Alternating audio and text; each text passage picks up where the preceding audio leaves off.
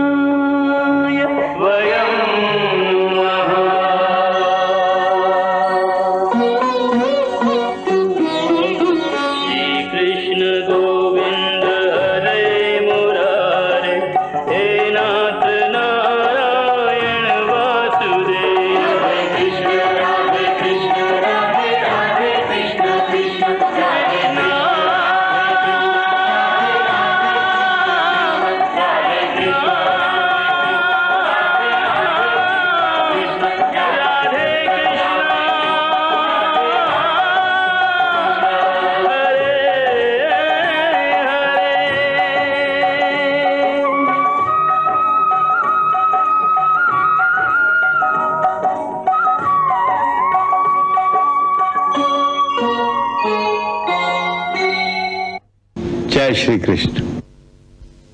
आज से हम भगवान श्री कृष्ण के जीवन चरित्र का सबसे महत्वपूर्ण अध्याय शुरू करने वाले हैं। इस अध्याय में श्री कृष्ण अर्जुन को गीता का उपदेश देंगे। ये उपदेश उस समय दिया गया था जब पांडवों और कौरवों की सेनाएं कुरुक्षेत्र की युद्ध भूमि में एक दूसरे के आमने सामने आकर डट गई थी। उसी क्षण में अर्जुन जैसा परम योद्धा अपने ही मोह, भ्रम और संशय के जाल में फंसकर कायरों की तरह कांपने लग गया था। उसका गांडीव धनुष उसके हाथ से छूट गया और वो अपने कर्म युद्ध से भागकर एक सन्यासी बन जाने की बात सोचने लगा था। वो सोचने लगा था कि यदि वो अपने सगे संबंधियों, चाचा, ताऊ, मामा, पितामह और पुत्रों का खून बहाकर ही राजा बन सकता है, तो ऐसे राजा बनने से तो भीख मांगकर जीना ही अच्छा है। जब वो इस प्रकार किंग कर्तव्य विमूढ़ हो गया, जब उसे अपने कर्तव्य और अपने धर्म का मार्ग साफ दिखाई नहीं दे रहा था, उस समय श्री कृष्ण ने कर्तव्य और धर्म का जो मार्ग उसे दिखाया, उसी उपदेश को भगवत गीता कहते हैं। गीता के बारे में डॉक्टर राधा कृष्ण बताते हैं कि गीता क्या है। गीता क्या है, उसके बारे में संक्षेप में एक ही बात कह सकते हैं। हमारे जितने उपनिषद और शास्त्र हैं, उनमें जो भी कुछ कहा गया है, उस सारे ज्ञान को एक ही जगह इकट्ठा करके उनका सार निकाला गया है। सब शास्त्रों का वही सार, वही गीता है।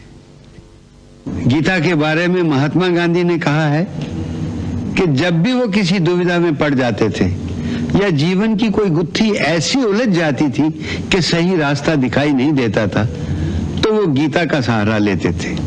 मुझे भगवत गीता में वो शक्ति मिलती है, वो समाधान प्राप्त होता है जो मुझे कहीं और नहीं मिलता। जब जब मैं निराशा के अंधकार में घिर जाता हूँ, कोई आशा की किरण भी नहीं दिखाई देती, तब मैं सीधा भगवत गीता की शरण में जाता हूं और उसमें एक न एक ऐसा श्लोक अवश्य मिल जाता है जिससे हर प्रश्न का समाधान हो जाता है और विपत्तियों के बीच भी मेरे होठों पर फिर से मुस्कान आ जाती है। गीता ज्ञान, कर्म और भक्ति की एक गंगा है जो युगों युगों से इस धरती पे बह रही है, और जैसे एक नदी हर प्यासे इंसान की प्यास बुझाती है, ये पूछे बिना कि वो प्यासा किस जाति, किस रंग, किस देश का है, उसी प्रकार गीता की गंगा जाति, धर्म और देश का भेदभाव किए बिना समस्त मानव जाति के कल्याण के लिए बह रही है। गीता का कमाल यह है कि किसी मानव के मन या आत्मा में कोई भी प्रश्न हो, चाहे वो आध्यात्मिक हो, आदि भौतिक हो या सांसारिक हो, हर प्रश्न का उत्तर गीता में मौजूद है।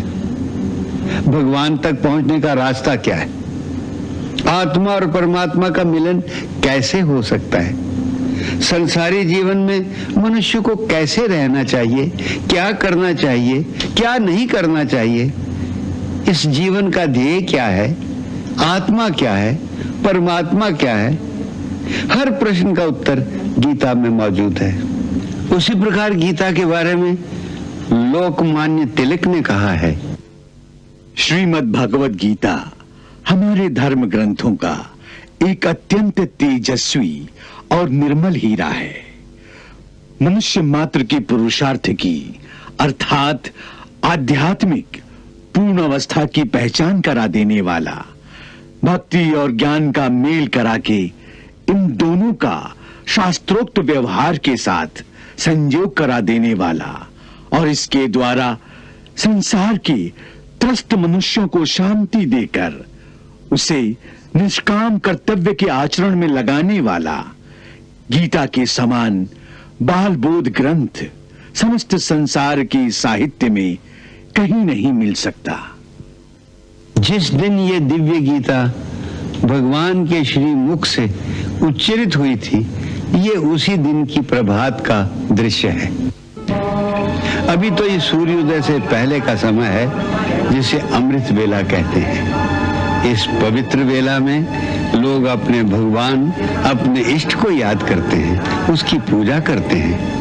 वही परंपरा, उसी धार्मिक संस्कृति की झलक इस समय दोनों सेनाओं के शिविरों में दिखाई दे रही है। आज शाम तक कौन जीता रहेगा, कौन मर जाएगा, कोई नहीं जानता, परंतु उसकी चिंता किए बिना सभी लोग अपने अपने कुलाचार के अनुसार अपने इष्ट, अपने भगवान की पूजा कर रहे हैं। दोनों शिविरों से आकाश की ओर जाता हुआ अग्निहोत्र का धुआं वातावरण को शुद्ध कर रहा है। सब लोग, सैनिक हो या सेनापति, अपनी अपनी नित्य पूजा में मग्न हैं। ओम भूर्भुवः स्वाहा तत्सवितुर्वरेण्यं भर्गो देवस्य धीमहि धियो यो नः प्रचोदयात् स्वाहा। ओम विश्वानि देव सवितर्दुरितानि परासुव यद्भद्रं तन्न आसुव स्वाहा। ओम अग्नये स्वाहा इदं अग्नये इदं नमः।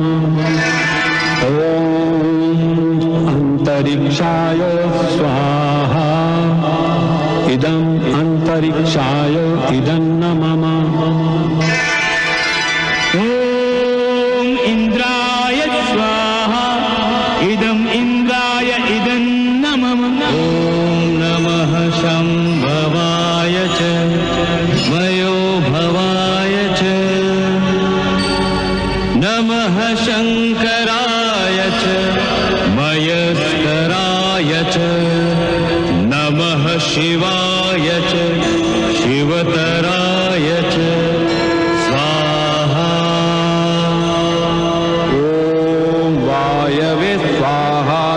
इदं वायवे इदं न मम ॐ भूर्भुवः स्वः तत्सवितुर्वरेण्यं भर्गो देवस्य धीमहि धियो यो नः प्रचोदयात् स्वाहा हिरण्यगर्भः समवर्तताग्रे भूतस्य जातः पतिरेक आसीत् सदाधार पृथिवीं द्यामुतेम तस्मै देवाय हविषा विधेम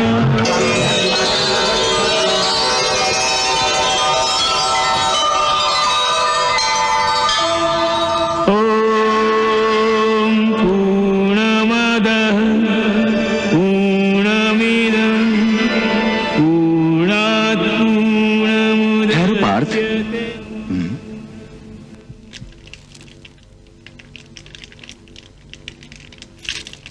हवन कुंड में पूर्ण आहुति देने से पहले विजय प्राप्ति के लिए तुम्हें माता दुर्गा की पूजा करनी चाहिए। विजय प्राप्ति के लिए? हाँ, विजय प्राप्ति के लिए। हे केशव, जब स्वयं भगवान श्री कृष्ण इस युद्ध में मेरे साथ हैं, तो फिर विजय प्राप्ति में कोई आशंका है क्या? हे पार्थ, यह आशंका की बात नहीं, दैवी मर्यादा की बात है। इस अनंत सृष्टि का सारा कारोबार जिस शक्ति के द्वारा संपन्न होता है, वो शक्ति भगवती दुर्गा है।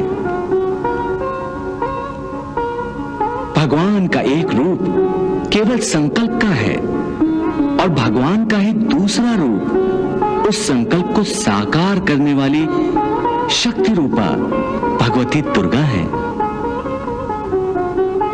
अर्जुन, जिस शक्ति के बिना इस संसार में एक पत्ता भी नहीं हिल सकता, उसी शक्ति का आशीर्वाद विजय पाने के लिए समस्त प्राणियों के लिए आवश्यक है।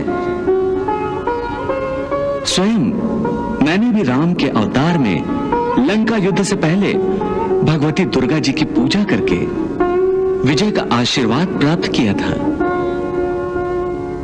इसलिए दुर्गा माता की पूजा करके उनका आशीर्वाद प्राप्त करो। वो सदार्थ चित्ता है, अपने सच्चे भक्तों पर जल्दी ही प्रसन्न हो जाती हैं। वो महादुर्ग, प्रशमनी और महाभय विनाशिनी हैं। उनके 9 नामों का उच्चारण करने से ही वो प्रसन्न हो जाती हैं।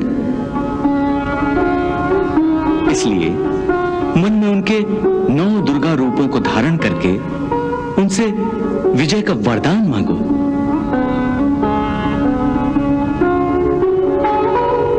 जो आज्ञा मधुसूदन।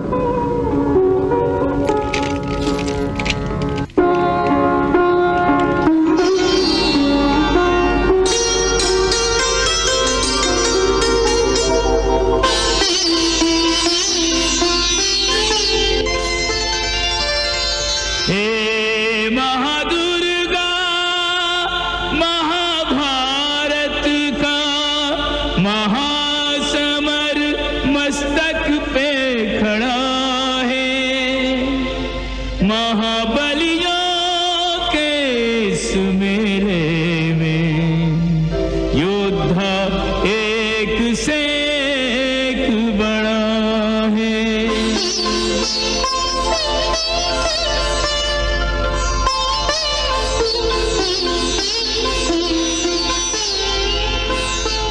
युद्ध प्रवीणा, युद्ध से पहले अस्त्र और शस्त्र सिद्ध कर मेरे, रण की अनुमति और आशीष दे, नाम स्मरण करता मैं तेरे। प्रथमं शैलपुत्री च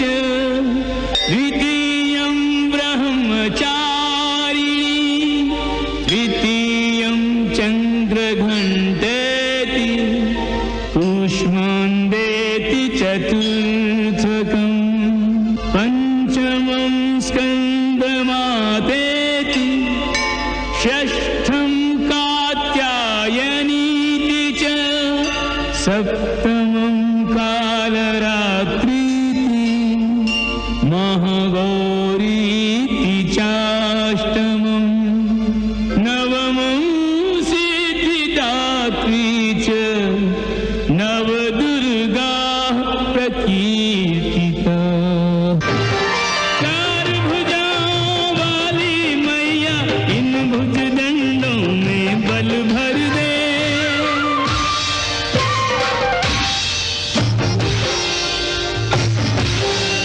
धर्म क्षेत्र कुरुक्षेत्र में माता धर्म विजय का मुझको वर दे। अंबिके शक्ति दे माता शक्ति दे।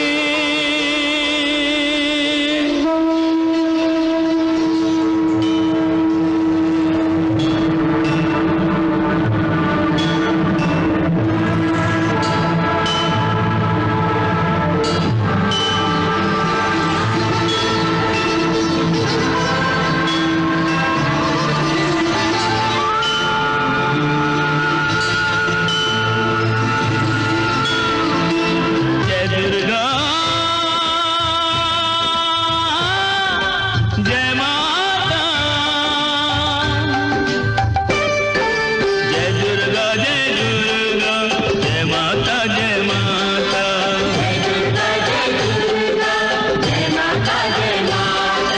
जय सिंह वाहिनी जय असुर नाशिनी। सिंह वाहिनी असुर नाशिनी जय सुजाता। जय दुर्गा जय माता जय माता।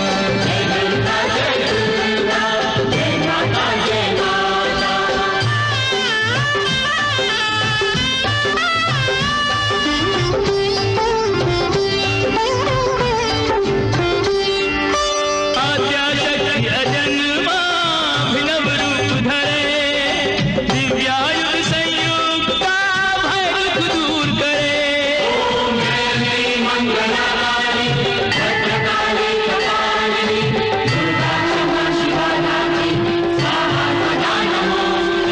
जय विश्वकारिणी जय विश्वधारिणी जगदम्बे।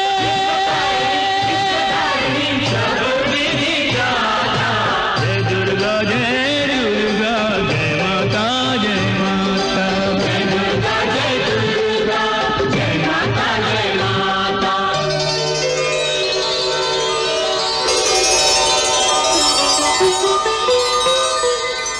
प्रणाम माते।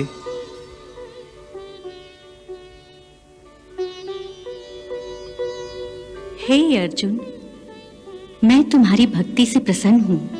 मांगो, तुम्हें मुझसे क्या वर चाहिए?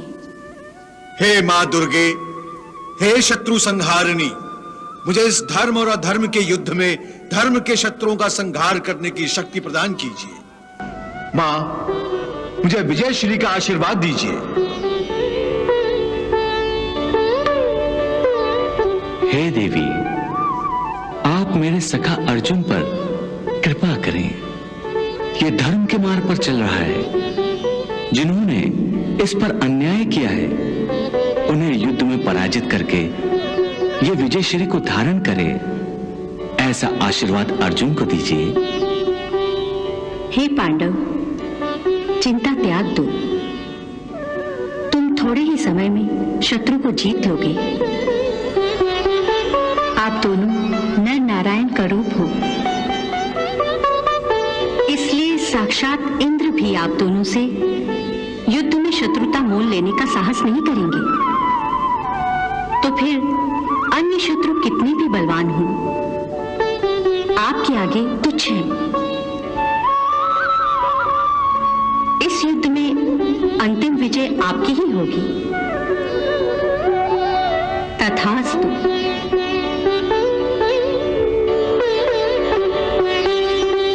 यं यं चिन्तयते कामं तं तं प्राप्नोति निश्चितम्।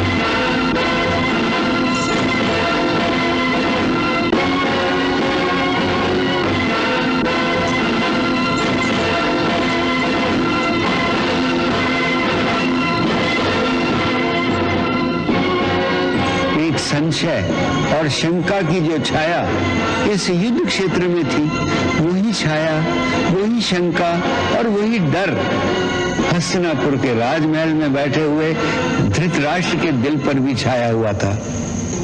वो भी चिंतित थे कि इस युद्ध का परिणाम क्या होगा, कौन जीतेगा, कौन हारेगा, कौन जीवित लौटेगा और कौन वापस घर नहीं आएगा। इसी आशंका में घिरे हुए महाराज धृतराष्ट्र ने संजय से पूछा, धर्म क्षेत्रे कुरुक्षेत्रे संवेता युयुत्सवः मामका पांडवाश्चैव किम कुर्वत संजय।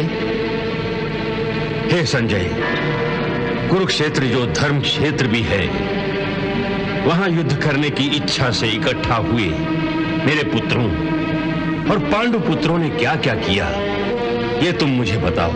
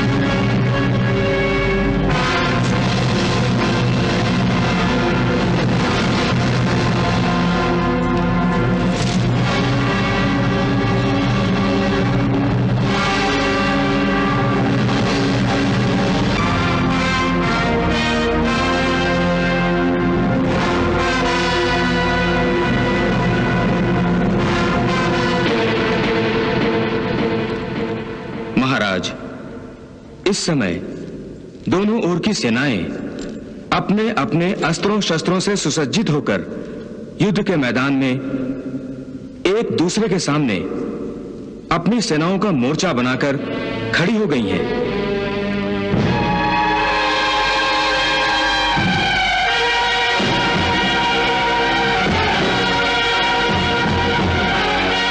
दोनों ओर की सेनापतियों ने अपने अपने व्यूह की रचना बना के अपनी अपनी सेनाओं को मोर्चा बना लिया है।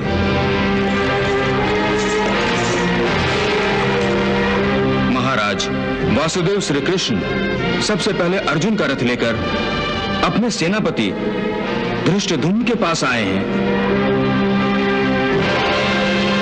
प्रणाम द्वारिकाधीश। विजयी भव।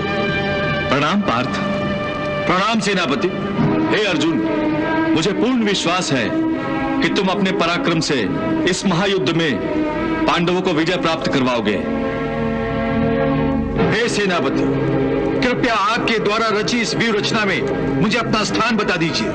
हे अर्जुन, मेरी इस व्यूह रचना का मुख्य उद्देश्य सम्राट युधिष्ठिर की रक्षा करते हुए कौरवों से युद्ध करना है।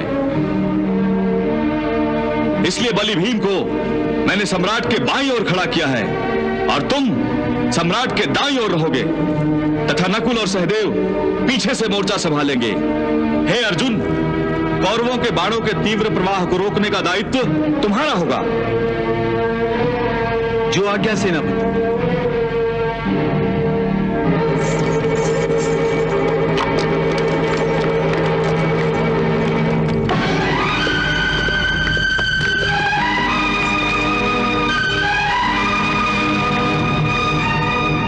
हे महाराज, पांडवों की व्यूह रचना देखकर युवराज दुर्योधन आचार्य द्रोण के पास जा रहे हैं।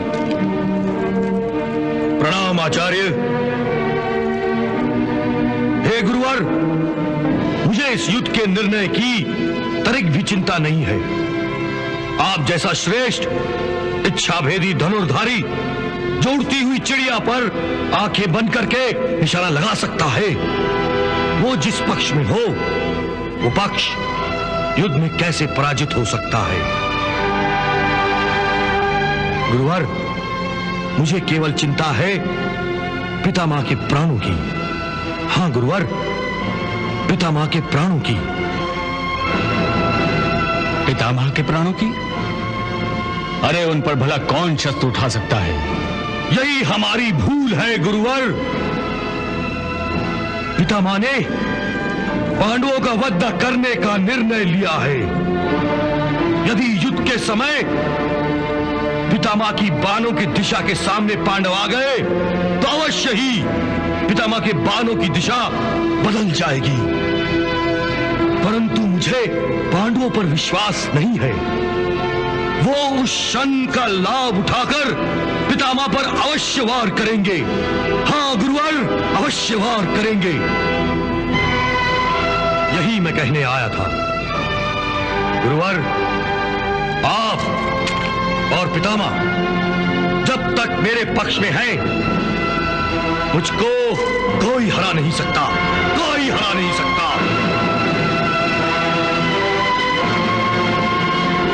राम आचार्य,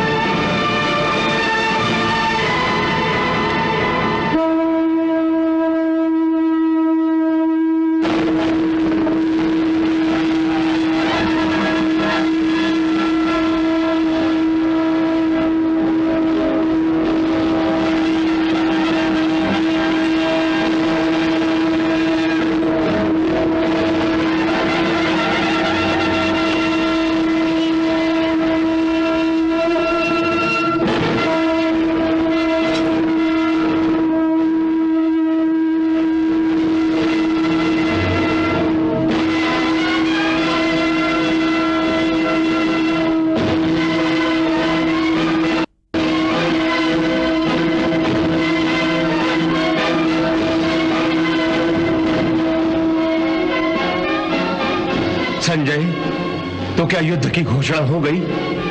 नहीं महाराज। क्यों? घोषणा होने से पहले अर्जुन ने अचानक श्री कृष्ण से कहा, हे केशव, मैं कौरवों की सेना का अवलोकन करना चाहता हूं। मेरा रथ दोनों सेनाओं के मध्य में ले चलो। तो तुम देखना चाहते हो कि दुर्योधन को विजयी बनाने के लिए कौन कौन योद्धा सम्मिलित हुए हैं और तुम्हें किस किस से युद्ध करना होगा? हाँ केशव, मैं यही देखना चाहता हूं। चलो, मेरा रथ दोनों सेनाओं के मध्य में ले चलो।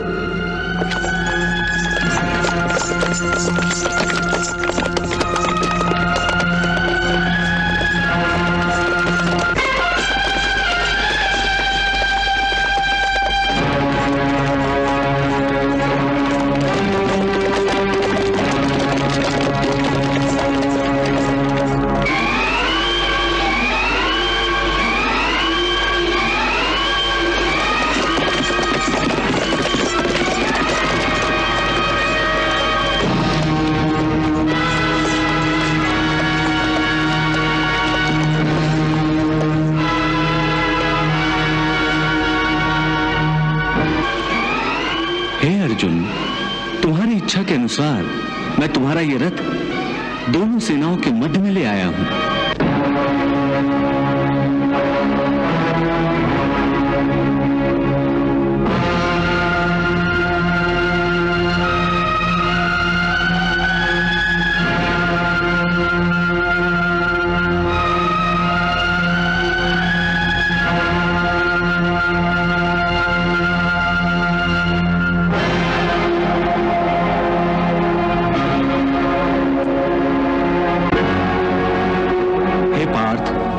कौरवों की सेना की ओर देखने से पहले एक बार तुम अपनी सेना की ओर देख लो।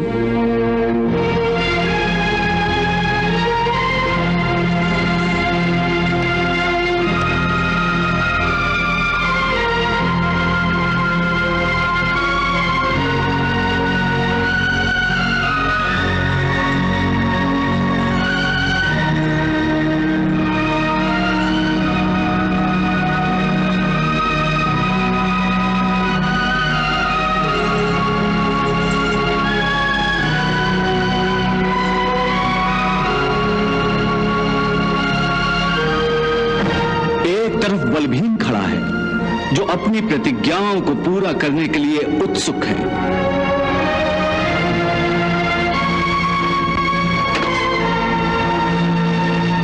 सेना के मध्य में तुम्हारे ज्येष्ठ भ्राताश्री धर्मराज युधिष्ठिर हैं। और उनके बाएं और दाएं नकुल और सहदेव।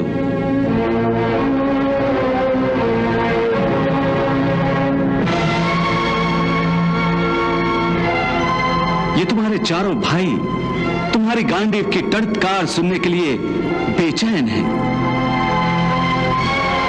इन चारों भाइयों ने तुम्हारा दुख और सुख में साथ दिया है, परंतु अब वो अपने अपमान का प्रतिशोध लेने के लिए उत्सुक है।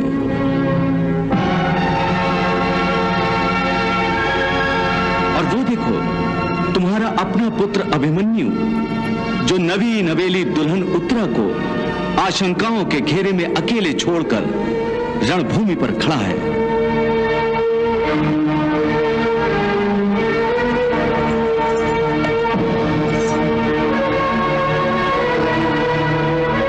और वो देखो, तुम्हारा सेनापति धृष्टद्युम्न, जो अपनी बहन के अपमान का प्रतिशोध लेने इस युद्ध के प्रारंभ होने की प्रतीक्षा कर रहा है। और अब तुम शत्रु की सेना की ओर देखो। सेना के अग्र में खड़े हैं पितामह भीष्म, पांडवों के और तुम्हारे सबसे बड़े शत्रु। पितामह और हमारे सबसे बड़े शत्रु?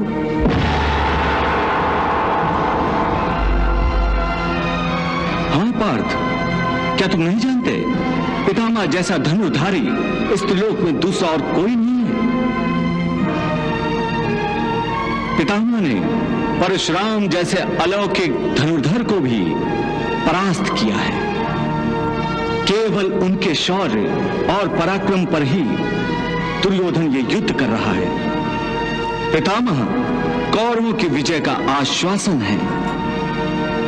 पितामह पर कोई विजय नहीं प्राप्त कर सकता। यदि तुम्हें पांडवों को विजयश्री की माला पहनानी है तो हे अर्जुन, तुम्हें पितामह भीष्म का वध करना होगा। पितामह का वध? हर स्थिति में उनका वध करना होगा। हाँ धनंजय, केवल पितामह ही नहीं, अब तुम अपने दूसरे महाशत्रु को देख लो, आचार्य द्रोण, तुम्हारे गुरुदेव।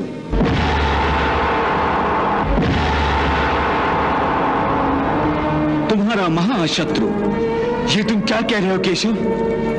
गुरु द्रोणाचार्य और हमारे महाशत्रु? पार्थ, जो शत्रु पथ पर खड़े हैं उन्हें शत्रु नहीं तो और क्या कहा जाता है? पार्थ, अब वो तुम्हारे मित्र नहीं, वो तुम्हारे गुरु थे, परंतु अब वो तुम्हारे महाशत्रु हैं, क्योंकि वो तुम्हें परास्त करके कौरवों को विजय दिलाने के लिए रणभूमि में उपस्थित हैं। हे पार्थ, तुम तो जानते ही हो, पितामह भीष्म जैसे आचार्य द्रोण भी अजेय हैं। जब तक उनके हाथों में अस्त्र है, तब तक त्रिलोक का कोई भी महावीर उन्हें परास्त नहीं कर सकता। जब तक ऐसे महाशत्रु का तुम वध नहीं करोगे, तब तक पांडव विजय नहीं होंगे। और उनकी दाईं ओर युवराज दुर्योधन, जो तुम्हारे भैया भीम की भांति गदा युद्ध में सर्वश्रेष्ठ है। हे कौन्तेय, यदि तुम्हें पांडवों को विजयी बनाना है तो तुम्हें इन सब का वध करना होगा। वध? इन सब का वध? हाँ, इन सब का वध। यदि तुम इन सब का वध नहीं करोगे तो ये सब तुम्हारा वध कर देंगे, क्योंकि कौरव ये भली भांति जानते हैं कि यदि उन्हें इस युद्ध में विजय प्राप्त करनी है तो उन्हें सर्वप्रथम अर्जुन का वध करना ही होगा। यही युद्ध भूमि का नियम है। यहां वीरों का स्वागत फूलों की माला से नहीं, बाणों से किया जाता है। यहां शत्रु से प्रेम नहीं, उन पर प्रहार किया जाता है। इसलिए इससे पहले कि ये सब तुम्हारा वध कर दें, तुम्हें इन सब का वध करना होगा। मुझे अपने इन ज्येष्ठों का वध करना होगा? पितामह, गुरु द्रोणाचार्य, कृपाचार्य, अश्वत्थामा, मुझे इन सब का वध करना होगा।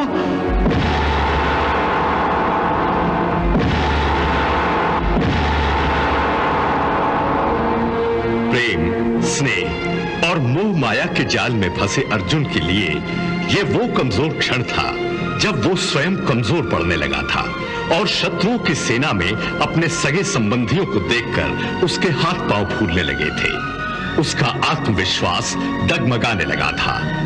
वीर रस की जगह उस पर भावनाएं छाने लगी। उसको अपना बचपन याद आने लगा कि वो किस प्रकार अपने पितामह की गोद में चढ़कर खेला करता था।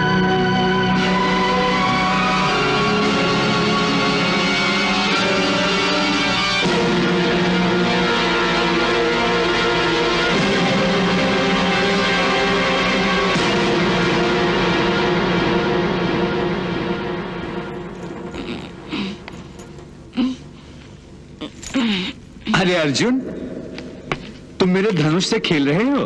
खेल नहीं रहा हूँ पितामह, मैं तो आपके धनुष को उठाने का प्रयास कर रहा हूँ। क्यों वत्स? क्योंकि मैं आपके धनुष से बाण छोड़ना चाहता हूँ। क्यों वत्स? पितामह, फिर मैं आप जैसा सर्वश्रेष्ठ धनुधारी बन जाऊंगा।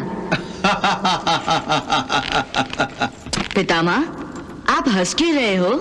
वत्स अर्जुन, श्रेष्ठ धनुधारी बनने के लिए धनुर्विद्या की कठोर तपस्या करना आवश्यक है। तुम्हारे बाजुओं में तो धनुष उठाने की भी शक्ति नहीं है, फिर तुम श्रेष्ठ धनुर्धारी कैसे बन पाओगे? फिर तो मैं अवश्य सर्वश्रेष्ठ धनुधारी बनूंगा। वत्स अर्जुन, जब तुम मुझे परास्त करोगे तभी श्रेष्ठ धनुधारी बन पाओगे। तो फिर मैं आपको भी परास्त कर दूंगा पितामह।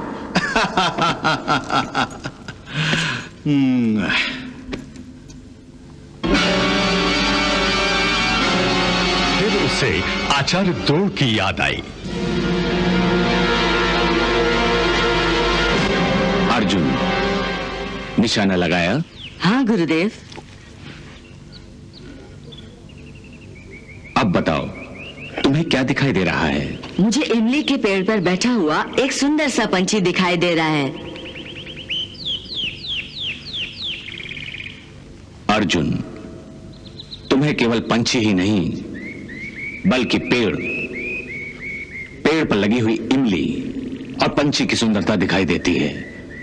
तो फिर तुम कैसे पंछी का निशाना लगा सकते हो? तो फिर गुरुदेव, निशाना कैसे लगाएं?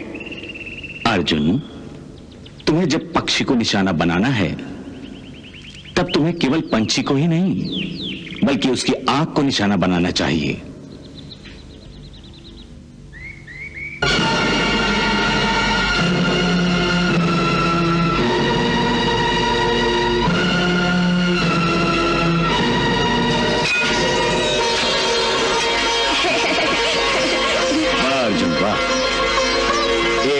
सर्वश्रेष्ठ धनुधारी बनोगे, मेरा आशीर्वाद है तुम्हारे साथ।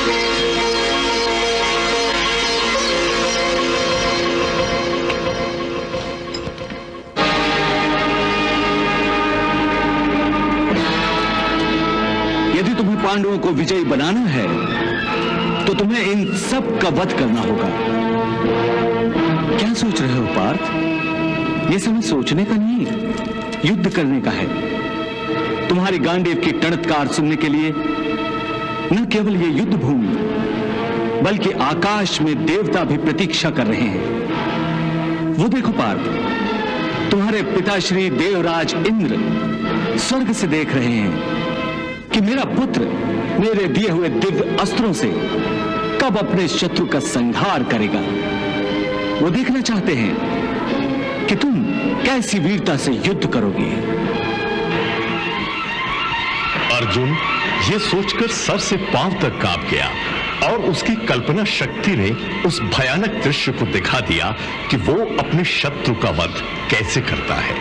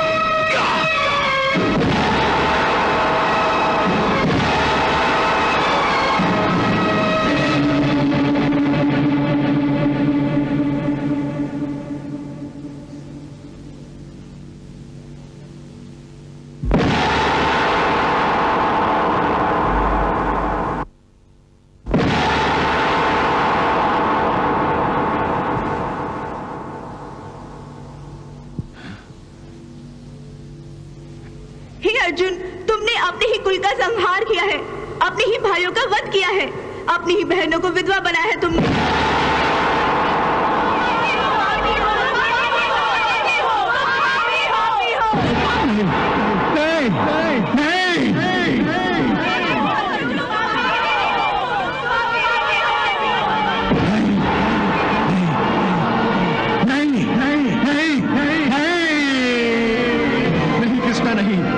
किसी का खून से अपने हाथ नहीं रंग सकता। मेरी आत्मा तो उस दृश्य की कल्पना से कांप उठती है। कृष्णा